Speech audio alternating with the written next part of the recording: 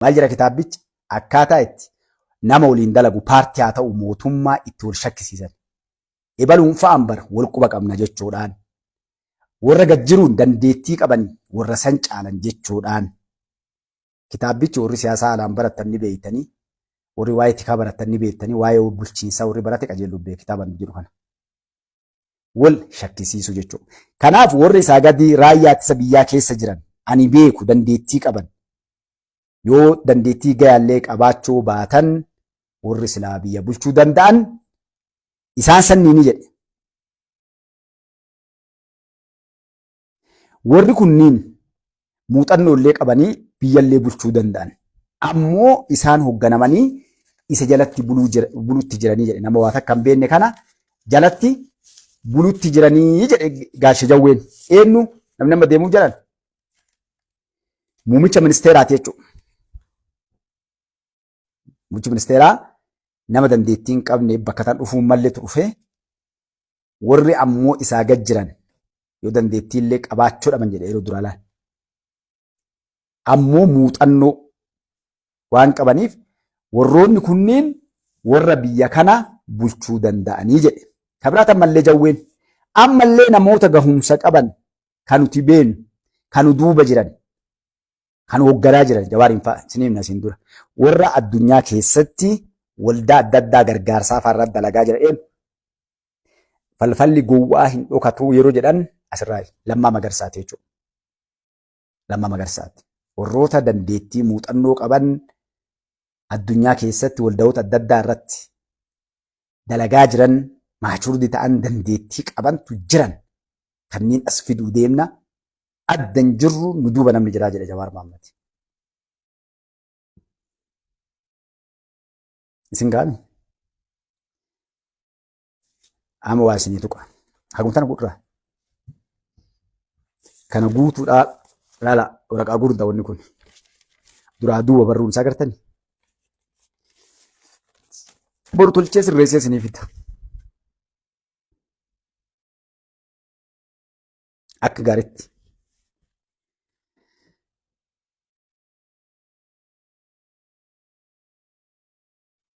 Jawaar Mohammediif litatuun maal tolif fide? Ilmaan abbaa tokko, kaayoon jaraallee tokko, ilaalchi jaraallee tokko, hujiin jaraallee tokko kalee garbummaarraa warri Jawaar Mohammed leenjifatee kalee aktiivistii Itoophiyaa godhee Gimboot 7 godhee dalagsiisaa tureen Lidatu Ayyaaluu fa'a. Musamaadhaan dubbannaa gaariitti. Jawaartu hoogganamu osoo amma dubbiin gad dhufte osoo fidanii filmaatumatti jiruma fidanii Lidatu moo Jawaartu hooggana ta'a. Lidatu moo Jawaartu siyaasaa irra beeka. Jawaar immoo Lidatutu siyaasaa keessa ture. Jawaar immoo Lidatutu waa godhuu danda'a. Osoo waat kennite nam shanitti kennite abbaa feete bira jibbaa Jawaar yookaanis cabsuuf miti. Wama hundaanuu Lidatu sulaala irraadhaa kun bar nu himatee xiqqoollee haa ta'u haa nu sobullee nu himatee Lidatu nama siyaasaa keessatti humni isaa fixe. Hubannoota illee qaba. Diinummaa nuu qaba. Kaayoon inni barateef wanni inni dalagee hangoo ofiitiif dantaa mataa isaatiif illee haa ta'u hubannoota qaba. Jawaarii ofirraa osoo jimaa qama'u mataa raastaa godhe waan ani warri Jawaar hin barre an Jawaar kanatti duduuf intarvii tokko Jaarmaanii godhan miidiyummaa warraa kun. Jawaar amma jala yaa'u kana. Gaafni an tokko akka namattu hin sodaadheeyyuu. Osoo Jawaar Mohaammed hiree argate ilaala. Hagan waan sodaan. Jawaar Mohaammed hiree moo'ii isaa namni isa dhiyaatu hiree argate alaa kiiloo seeni. Ilmi namaa kan Rabbiin uumaa ofiin fixuun malee Itoophiyaa keessaa ilma namaa kanaa xaa'eef fixa. Nama isa dur dhaabbate. Tokko nuunaf akka Jawaaritti. Maaliif jedha? Intarvii godhanii Jawaar ati raastaallee qabdaa duraan akkanaan itti kaasanii ati nama akkam jaalattaa jedhanii. Namni akka lubbutti jaaladhu ilma adaadaa kiyyaattu jiraa jedhe. Jaarman san jedhana fakkaatee hin beeku. Nama hamaa yoo jette hammeenya lubbuu namaa tanaa waan hundaa keessatti irra aramadii addunyaa kana keessa jiru keessaa tokko jedhe. Isa jaaladhaa jedhe. Maaliif isa jaalatannaan nama akka malee nama ajjeesu jaalladha. Wallaahi akkana jedhe. Warri waan san jedhas na agartanii. Nama akka malee nama ajjeesu jaaladhaa jedhe. Nama garaa jabeessa badaa. Takka jedhe. Maali arga Jawaar garaa nama badaa akkasii ta'u? Lubbuu ijoollee 97 naaf folchaa fixee hin gaabbuun kun barsaniif dhufe.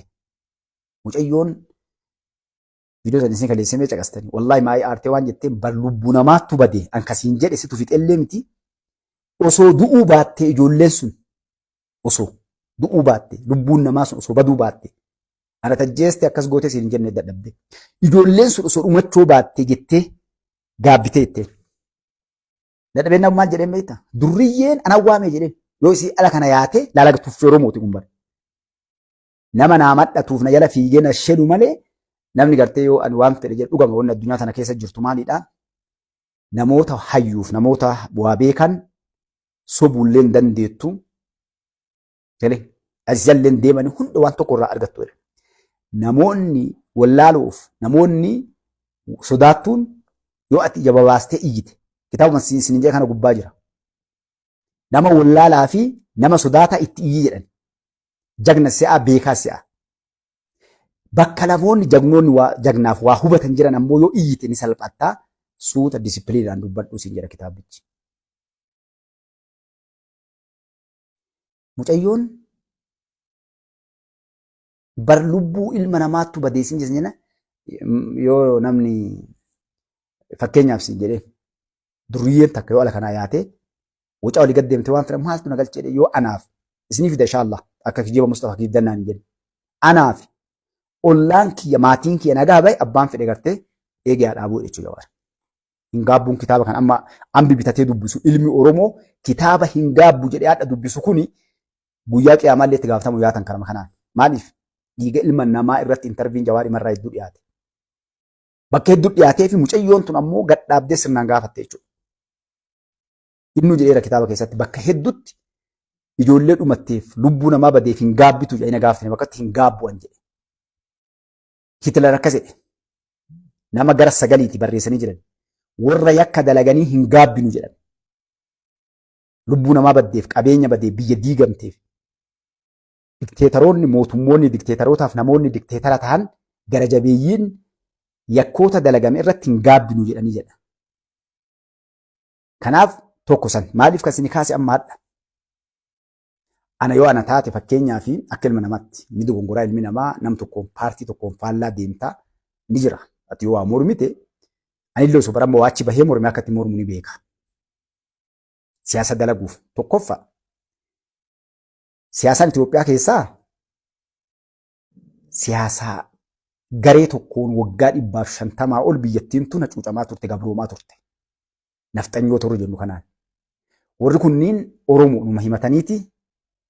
Dhiigaan Oromoo ta'uu dhabuun ni mala. Biliinikillee Oromoo jedhanii waan sarragaallee ittiin qabu. Haayila Sillaaseen Oromoo namuun mormu.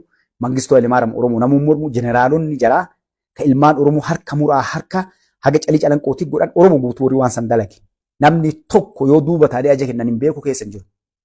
Ka Oromoo akkasitti xaaye. Gaafa Haayila Sillaaseen baqate.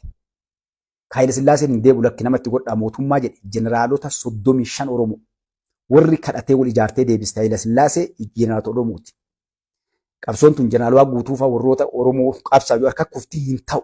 Nu harkaa baatii koottu jedhee namni deebise jeneraalota san. Takka jedhaa Mangistuu Hayilemaariyaam Oromoo. Jeneraalota 10 malee jedhan jechuudha. Ni jira kitaaba ol dhaqaa dubbisaa. Akka jirtu Oromoo. Namoonni Mangistuu wajjin dhaabbatanii waa hunda dalagaa turan. Gaafa Mangistuu Hayilemaariyaam achii ka'ee hadha jeneraalonni Jawaar yeroo cufaa gabbayee booji'amtoota jedhaniin kunneen ilmaan Oromoo yeroo san baraaramanii gara TPLF dabalamantu hadha biyya tana dhaabee deemaa ni jira. Ilmaan Oromoo kun wanni kalee dargii jalaa baanii hadha gara gartee wayyaaneetti dhufanii hadhallee biyya bulchaa jiraniif kaayoo tana ilmaan Oromoo qabsoo kun alaa godhuuf keessaa godhu warra walquba qabeenyaan dalagaa ture jira. Fakkeenya isinii kaasa. Jeneraal Taaddasaa Birruufaati qabsaa'ota Oromoo bakka fedhan jiran. Jeneraal Waaqoo guutuu namni guutuun Somaaleedha jedhee Itoophiyaan guutuun Somaalee galmeessan Jeneraal Taaddasaa Birruudhaa waliin dalagaa turan jechuudha. Maccaaf Tuulamaa fi uummanni Baalee ragaan Haaji Adam Saaddoo gaafa waraqaa fidee qabame isa kanaa jechuudha. Isinii galee akkasuma warroonni kun hadha Fiild Maarshaal Biraanuu Juullaa fa'a Yilmaa Mardaasaa fa'a jeneraalonni hadha biyyattii tana qabanii deeman kun jeneraalota bara dargii keessallee waraana irraa haga hogganaatitti turan jechuudha ijoolleen kun namoonni kunniin. Kaayoon isaan qabatan maali biyya tana diina kanarraa keessa jiraatanii eenyu gannee biraa deemna bakka jirru kun alaa kun keessaa. Namoonni ijoollummaan waraana dabalamanii jiran eega achi dhaqan roorroo jirtu Oromoo ta'uu isaaniitiin sabaa sablammoota ta'uu isaaniitiin irra ga'ee namoota dammaqanii siyaasa baratantu jiran. Namoonni kunneen achi keessa cichanii wal dubbisuu wal ijaaruudhaan yeroon tokko guyyaan tokko ni dhufa. Haga fonqolcha mootummaa yoo waan biraa dadhabne irra geessina jabaannee ijaarannee jedhanii deemaa tura. Ragaan kanaaf Birgeeda Jeneraal Kamaal Galchuu, Jeneraal Haayiluu Gonfaa fa'aatii isa kanaaf ragaa gahaadha jechuu bartanii. Maaliif kan isin dhaqe?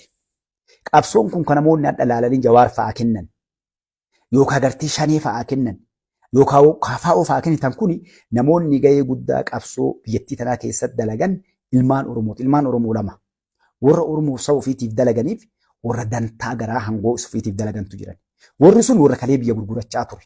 Yoom gaafa miliinik gaafa du'uu deemu hangoo Oromoo kenne beektanii isin. Hundayyuu bar jeneraalota illee Lijiyyaasuu irraa eegalee Oromoo kenne. Namni gaafas hangoo tana fuudhee Oromootti as dhufe hin jiru. Eessatti hin nafxanyoota ittiin galan gaafas illee. Isin galeen Mangistuu Hayilemaariyaam illee gaafa kufu namni biyya silaa qabatee wayyaanee irraa dhoorgu ta'u jeneraalota Oromooti. Sun kaa waraanni diigamoonni marti ni facaate leencoo fa'aa asii gurgurate.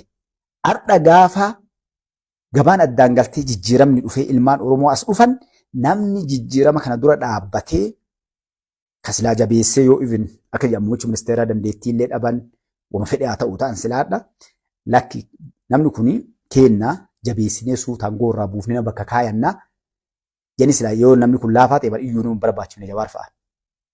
Hoo jedhanii iyyanii akka udala harree kaanii bu'anii zarraa filmaata keessaa bahuu osoo hin taane yoo namni kun barumsa hin qabaatiin dandeettii qabaniin jabina qabaniin beekumsa qabaniin yeroo sanitti as dhufanii uummata ofii ijaarratanii gartee yeroo sana akka hadhaa waraanaan qabu waan hundaa taankiin qullaan yeroo saniif fayyadamanii silaa mootummaa kana achii kaasanii as dhufanii hin goone maaliif namni kun dandeettii qabaa beekumsa qabaa hin danda'ani. Isaan qullaa wal bira dhaabbachuu hin danda'an salphachoo irra jedhanii baqatan. Nama kanaan dorgomna filmaatatti uummata ijaarannee jennee as dhufna jennee salphachoo irraa gadi baanii mormitoota taanee waa jennee jeequu baanii jechuudha. Takka naafudha. Isa lammataati. Akkamii jeenna gaafa jedhan ati Oromoo ta'i an Amaara ta'an an Tigree ta'a jennee garsadii wal qoodan. Hogganni jaraa eenyu? Kamaraatu. Hogganni olaanaan nama lama namni jara hogganu. Tokko Ijibti. Inni lammataa eenyu? Shaabiyaa. Hagana daan. Abbaan Lidatu Ayyaaloollee abbaan Jawaar Maammadillee eenyu? Asiyaasa Furqiiti. Lidatu Todhaadha waa jedhe. Lidatuun maal jedhe? Ani bar jedhe. Asiyaasa Furqii irraa namni na dhiyaatuuf waliin dalan Jawaar Maammadii jedhe. Laal. Namni natti dhiyaatu walis quba qabnu Asiyaasa Furqii irra Asiyaasa Furqiitiif sirna maaltu nuuf fide? Eeka Asiyaasa Furqii birri kafalaan malee akkaataa itti mootummaa kana jisan irratti sagantaa baasee fi ajatti kenna malee namni waliin dalagan eenyu Jawaar Maammadii. Mee warri ammas teettan kaa gariin arrabsuu jirtanii daddarbachuu jirtanii Jawaar Maammadii fi Lidatu Ayyaaluu maaltu nuuf fide? Yoo nama Oromoo jennee mire Jawaar Maammadii Lidatuun adhaan akka jijjiiramni kun dhufeen maaltu jala namaa walitti qabate? Kaman kootu jara kana lamaa wanni waliif fide maali? Hadha yoo ta'e silaa hin tolti osoo amma intarvii hadhaa kana bara kana waggaa 2-3 hadhaa osoo ta'e maal jedhan isaan jijjiirama kana duraanuu nuti waliin jirra telefoonaan illee qaamaan illee wal qunnamaa turre guyyaa tokko VOA irratti wal qunnamne waliin teene guyyaa kaan OMN irratti baanee isa jalqabaatiin miidiyaa irra nu argan maaliif hojii baaka wannaan double face time dalagaa turan jechuudha. Lidatuun Oromoonni jedhan hin jiruu jedha kaayoon isaa. Oromoo gosni jedhan hin jiruu jedha. Wanni Oromoo jedhan hin jiru. Ummata tokko bishaanii bahee jira inni suni ummata bishaanii bahe. Jira jechi sana hin jedhu kaa warra yookaan Madagaskaarii dhufanii baqataadhaan mirga fiduu filamu biyya kana keessatti hin qabanii jedhama fakkeenyaaf wannaan kaayoon Lidatuu fa'aa. Dhagaa dubbisaa akka paartiilee gartanii innaat paartii jinni guutuu isaatu dhaqe waan Oromoo jedhan except hin godhu warri. Warri kun warri xiqqoonu Oromoon biyya kanarraa waa qabdi maal jetti Lidatuun fa'a jaraami namoonni isaan keessaa nama barate jedhan. Uummanni kun warra wayii karaa Madagaskaar kanaan dhufee lafa Amaaraa weeraree qabatee nuun jedhan.